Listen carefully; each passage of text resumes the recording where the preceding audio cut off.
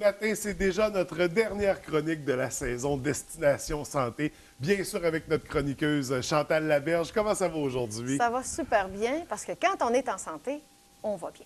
Oui, et la chronique s'intitule Destination Santé. Depuis le début, on parle d'alternatives, de trucs pour atteindre la santé. Mais là, concrètement, là, c'est notre dernière rencontre ce matin pour la saison. On dit les vrais secrets. On dit les vrais secrets. On révèle là, le truc. Moi, je suis pas en santé, puis je tends vers la santé. Quelles habitudes je dois développer? Qu'est-ce que je dois faire à partir de maintenant? OK. Ma santé, elle commence par dépendre de mon intestin. C'est bizarre, mais c'est le boss du corps. C'est un besoin primaire. On parle de manger, donc d'aller chercher ce qu'on a besoin pour vivre, pour carburer, pour grandir, Pour tout, puis après ça, il faut que tu rejettes les cochonneries de ce que tu as mangé. Tu sais, comme faire le grand ménage de ta maison, ton intestin, c'est ton grand ménage que tu fais de ton corps. Ouais. Fait qu'à partir de là, ça commence naturellement par tes aliments que tu vas y mettre pour que tu mettes du bon carburant. Dans ma petite pancarte derrière moi, on compare ça à une voiture. C'est-à-dire que, tu sais, dans ton auto, tu vas faire ton changement d'huile. Quand est-ce qu'on ajoute de l'huile dans notre corps? Tu sais, avec toutes les théories, faites attention au cholestérol, faites attention au gras, on a tout converti nos gras. Je ne sais pas, François, si tu sais que ton cerveau, il y a 50 de protéines et 50 de bons gras. Non, je ne le savais pas. Fait qu'imagine que si tu arrêtes tous tes gras, tu arrives pour que ta mémoire soit bonne, puis là, bien, c'est comme si je te dirais, François, tu vas me faire du supplémentaire, puis tu jeûnes.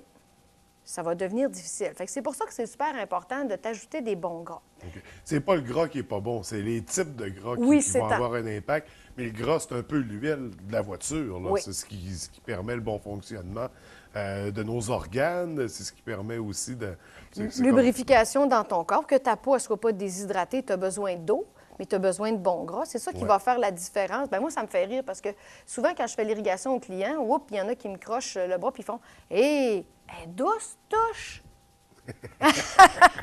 T'es mal pris pour me dire qu'elle n'est pas douce. C'est parce qu'elle est bien hydratée, puis j'ai pas de la sécheresse sur le corps. Il y a des clients, des fois, où les jambes, là, c'est tellement sèche, je leur dis, bien, prends-toi un des bons gras qui est de l'huile de coco, naturelle, par exemple, pas homogénéisée, va t'en mettre une couche ou même t'en mettre le soir comme crème de nuit. Parce que tout ce que tu mets sur ta peau, il faut que tu sois capable de le manger. L'huile de coco, tu es capable de le manger. Ouais. En plus, tu peux t'en servir pour faire sauter tes légumes. Tu sais, ça fait super bon.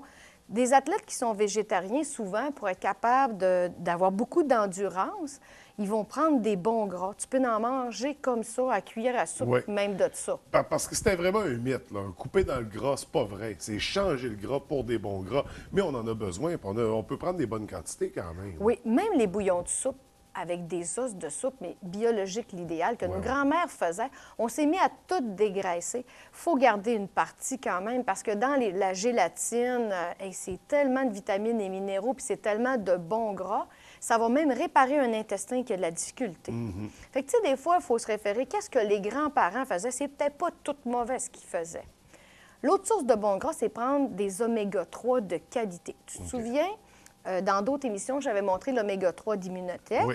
Puis je me souviens qu'on avait parlé des poissons dans lesquels on les retrouvait, qu'on pense que dans tous les poissons, il y a des oméga-3, mais c'est pas le cas. Non, c'est pas le cas parce que tu en as principalement. Il y en a des traces dans les autres poissons. Le mancreau, l'anchois, la sardine et le saumon sauvage, pas le saumon d'élevage. Si tu remarques quand tu t'en vas dans l'épicerie, la majorité du temps, c'est du saumon d'élevage. Ça, c'est bourré de ce qu'on appelle des oméga-6. Et un oméga-6, c'est ce qui finit par te faire de l'inflammation.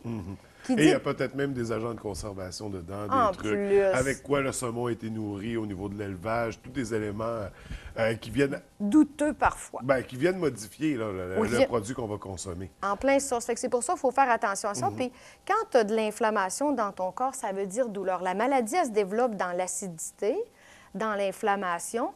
Puis quand tu as trop d'oméga-6, comme les gras trans, ça va te faire des oméga-6. Normalement, la portion qu'on devrait avoir, ça serait 4 oméga-6 pour 1 oméga-3. Okay. Maintenant, c'est comme 1 oméga-3 pour 10 oméga-6.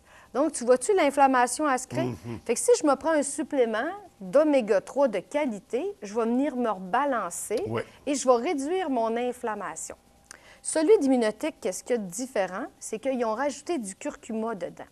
Le curcuma, bien, c'est super pour prévenir l'Alzheimer. Tu sais, ça a tellement de propriétés. Puis c'est Et- bon. Oui, en plus. Puis ça va empêcher l'huile de poisson de rancir. Ton problème, c'est que moi, je me souviens, j'ai quelqu'un qui avait acheté dans un supermarché des oméga, un gros pot qui coûtait pas cher, mais qui valait pas cher. Fait qu'un jour, elle me dit, tu peux-tu me revendre des oméga 3, excuse-moi, d'Immunotech, parce qu'avec eux, j'avais pas de roue de poisson. L'autre, non seulement j'ai des roux de poisson, mais j'empeste le poisson.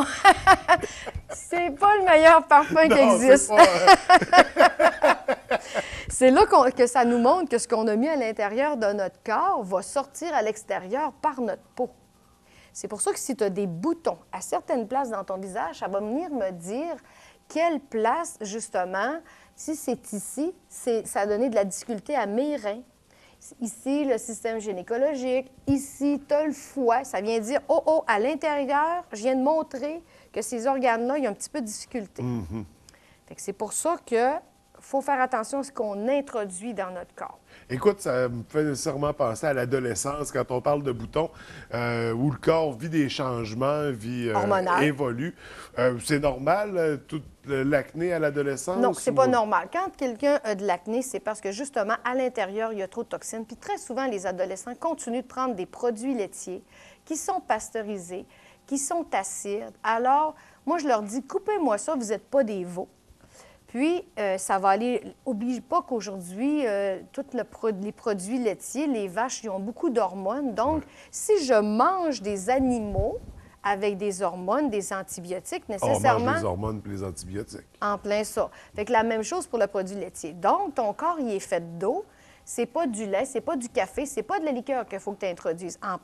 Mais dans le meilleur des mondes, c'est ça, tout ce qu'on consomme bien est sauvage. On le consomme, on parle de saumon sauvage, mais là, on pourrait comparer la viande d'élevage au gibier. En plein ça. Puis heureusement, on est dans une région où on a accès à ça. Donc, il ne faut pas s'en priver. Puis prochainement, il va y avoir la boucherie Le Noir et Le Blanc à Jonquière qui va avoir de la viande bio. OK. Fait que ça, c'est génial. Bien, regarde, je vais donner un exemple. L'autre fois, mon chum, nous, avant, on l'achetait chez Corneau-Quentin à Jonquière et c'était de la viande bio.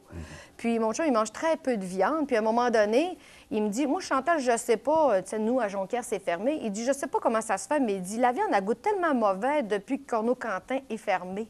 Fait que je lui ai dit, bien, c'est parce que cette viande-là était bio à comparer de l'autre qui ne l'est pas. Car même dans le goût, tu as une grosse différence. Je ne sais pas si tu as déjà fait la différence à manger une carotte biologique et une carotte qui est élevée chimiquement avec des pesticides et tout ça. Bien, il n'y a rien de mieux qu'une bonne carotte de jardin. Oui. Fraîchement, là, qu'on passe un petit peu d'eau pour enlever la terre. Sur là. notre culotte. Ah, bien, c'est pas grave, il en reste de la terre, on la mange pareil. Il n'y a rien de mieux qu'une carotte de jardin, définitivement. Bien, c'est ça. Ça va t'aider justement à manger. Tu sais, même si on mange un peu de terre, c'est pas la fin du monde si c'est bien nettoyé, mais ce qui est important, c'est que la terre dans laquelle on l'a cultivée, il n'y ait pas pris de produits chimiques. Tu sais, le bon vieux fumier qu'il y avait dans le temps, mais à condition que les vaches qui ont mangé, ça soit mieux. Tu sais, il y a beaucoup de choses. C'est quand même un cercle vicieux, hein? Oui, c'est ça. Après ça s'en va dans ton eau, puis là, tu bois ton eau, tu Fait sais. que- mais c'est une étape à la fois. Un jour, Ouais. on tend vers avoir des meilleurs produits comme ça de consommation dans la vie de tous les jours. Mais il faut informer, il faut éduquer la population pour ça, puis changer les habitudes. Mais une étape à la fois, hein?